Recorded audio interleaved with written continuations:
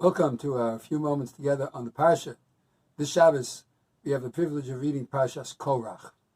Today is Rosh Chodesh Tammuz, and we know that the months of Tammuz and Av have in them the beginning of the 3 weeks in the 17th day in the month of Tammuz, and ultimately Tisha B'Av. The Parsha of Korach follows immediately upon the Parsha of Shlach. In Shlach, just last week, we read about a certain type of rebellion. That is, Hashem promised the land to the Jewish people, and as it says at the beginning of the Sedra, God comes to Moshe and he says, Shlach lecha, send for you, it's for your benefit. I don't think you need it. And of course, they didn't need it. And the fact of the matter is that despite the fact they chose great people too make great mistakes. And so there was a rebellion against Hashem's will to bring the Jewish people into the land of Israel. And consequently, they had to stray and wander in the wilderness for 40 years, 38 years. And finally, they come into the land of Israel. This Shabbos, we're reading Korach. Another rebellion. Korach, ben Yitzhar, ben Kahas, ben Levi. He was from the tribe of Levi. He took himself too seriously. Vayikach. He took himself too seriously, and he decided to put himself against Moshe and Aaron. And as Rashi quotes at the beginning of the Sedra, the Medrash Tanchuma, he said, look, if one blue strand of tzitzis can free the entire garment of the requirement of tzitzis, then what if the whole garment is blue? You certainly don't need to put a strand of blue on it. And, as the Tanchuma continues, if you have a room full of Sifrei Torah, full of all the words of the Torah, do you also need a mezuzah on that door? And Moshe says, of course. And he said, that's a joke. It's impossible.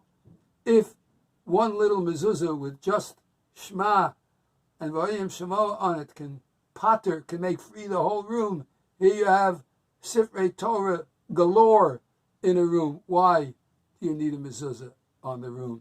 Actually, Korach was arguing against the appointment of Moshe and Aaron. What? We have a room full of Sifrei Torah. All the Jews spoke to Hashem at Har Sinai. Hashem spoke directly to the Jewish people, the first 2 commandments. We all heard it. Why do we need you as a leader? And since we're all Sifrei Torah, we're all knowledgeable, why do we need an Aaron as a mezuzah? Or why do we need you as a mezuzah and Aaron as the blue thread of tzitzis? Either way, he was complaining about Moshe and Aaron. But in reality, what he did was only want his own glory. Now, rebellion has its own, you might say, ideology. It's predicated upon the fact, I know better. We know better. And the Torah is telling us, you know what you really have to see in Parshas Shlach and in Parshas Korach? What was the real mistake? What's the real problem? The real problem is, I think I know better. The Jewish people have one goal: to follow and to be closer to Hashem. What does Hashem want from us? Not what I want. It's not that I want to bring Ketores. It's not that I want to do the observance of Shabbos a certain way. It's not that I say, this is not so terrible. I can do this. It's true, it's not 100% according to the words of the Torah. But God, I know, will not be angry at me.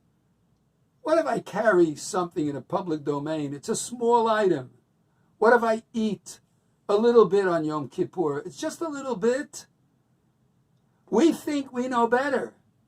But Hashem is the one who tells us the right way. The way the Jewish people can achieve the goal of the Jewish people is to find out what is it that God asks of me. Not what I invent as being what Hashem must want. We have a lot of that today. A lot of this so-called contemporary wisdom, which, by the way, contains the word temporary. It's only temporary. What's permanent? What's permanent is not rebellion, what I know better, or what I think knows better. Not the Meraglim of Shlach, and not the Vayikach of Korach. What ultimately is the reality of the Jewish people's success and their future is, what does Hashem ask of me? How can I get closer in the relationship between I and Hashem? When I come to shul to daven, how do I get closer to Hashem through the davening? Not, I want to say something at this point. When it comes to the observance of Shabbos and the relationship between husbands and wives and man and his fellow man, it's not what I think is appropriate. It's what Hashem gives us as being appropriate. Everything else falls into the category of rebellion. And when it's rebellion, the end result is never good. As we approach the 3 weeks and Shivos B'Tammuz, the month of Tammuz, the month of, let's try to ask ourselves, what is my following the will of Hashem, and what is my personal desire, which unfortunately is a rebellion of sorts. What we want to do is to fulfill the ultimate goal of the Jewish people, to come into the land, to live it according to the dictates of the Torah, and to bring Klal Yisrael, HaKadosh Baruch Hu, and the Jewish people, the Torah, all together as one. Because that is the ultimate goal of Klal Yisrael. Not my rebellion, not my desires, but what does Hashem want? What a great idea to begin the month of Tammuz as we approach these very, very sensitive days to bring about a Yeshua, a salvation for all of Klal Yisrael.